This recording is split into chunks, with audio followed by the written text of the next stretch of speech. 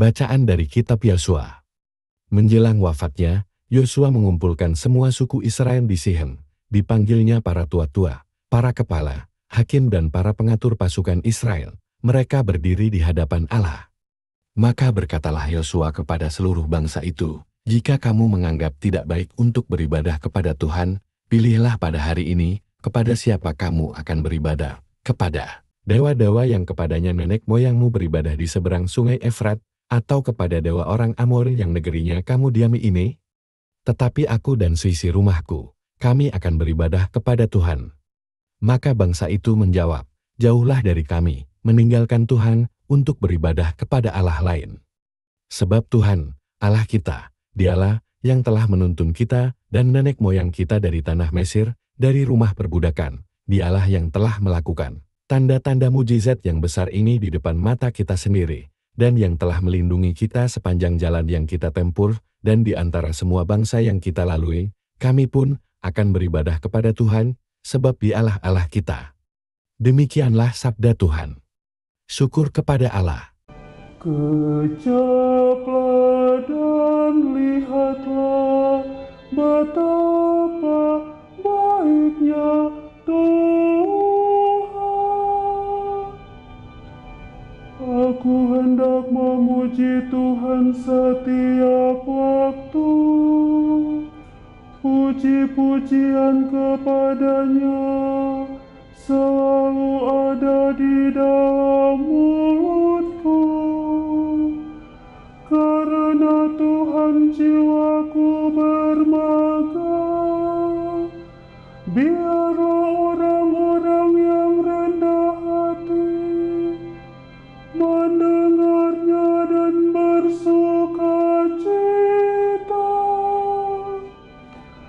Kejaplah dan lihatlah betapa baiknya Tuhan. Mata Tuhan tertuju kepada orang-orang benar, dan telinganya kepada teriak mereka minta tolong. Wajah Tuhan menentang orang-orang yang berbuat jahat, untuk melenyapkan ingatan mereka dari muka bumi. Kejaplah dan lihatlah betapa baiknya Tuhan. Apabila orang benar itu berseru-seru, Tuhan mendengarkan. Dari segala kesesakannya, mereka Ia lepaskan. Tuhan itu dekat kepada orang-orang yang patah hati. Ia menyelamatkan orang-orang yang remuk jiwanya. Kejaplah dan lihatlah betapa baiknya Tuhan.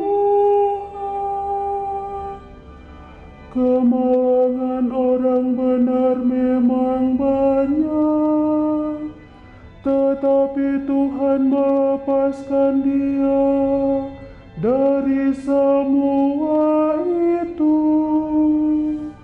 Ia melindungi segala tulangnya, dan tidak satu pun yang patah. Kejaplah dan lihatlah betapa baiknya Tuhan.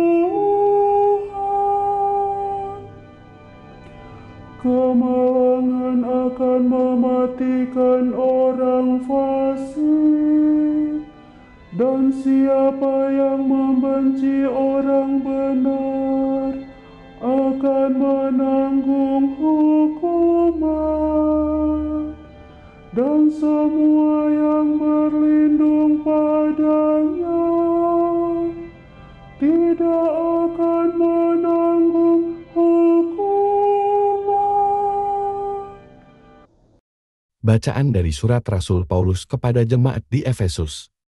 Saudara-saudara, hendaklah kamu saling merendahkan diri dalam takut kepada Kristus. Hai istri, tunduklah kepada suamimu, seolah-olah kepada Tuhan. Sebab suami adalah kepala istri, sebagaimana Kristus adalah kepala jemaat. Dialah yang menyelamatkan tubuh. Karena itu sebagaimana jemaat tunduk kepada Kristus, demikian pula lah istri hendaknya tunduk kepada suami dalam segala sesuatu. Hai suami, kasihilah istrimu sebagaimana Kristus telah mengasihi jemaat dan telah menyerahkan dirinya bagi jemaat untuk menguduskannya, setelah menyucikannya dengan air dan firman. Maksudnya ialah supaya dengan demikian Kristus menempatkan jemaat di hadapannya dalam keadaan cemerlang, tanpa cacat atau kerut atau yang serupa itu, tetapi kudus dan tidak bercela. Demikian pula suami harus mengasihi istrinya seperti tubuhnya sendiri. Maka yang mengasihi istrinya mengasihi dirinya sendiri. Sebab tidak pernah orang membenci tubuhnya sendiri, sebaliknya ia merawat dan mengasuhnya, seperti Kristus terhadap jemaat, karena kita adalah anggota tubuhnya. Karena itu, laki-laki akan meninggalkan ayah dan ibunya dan bersatu dengan istrinya, sehingga keduanya menjadi satu daging. Rahasia ini besar. Yang kumaksudkan ialah hubungan Kristus dan jemaat. Demikianlah sabda Tuhan. Syukur kepada Allah. Haleluya, haleluya, haleluya, haleluya, haleluya. Sabdamu ya Tuhan adalah roh dan kehidupan. Sabdamu adalah sabda hidup yang kekal.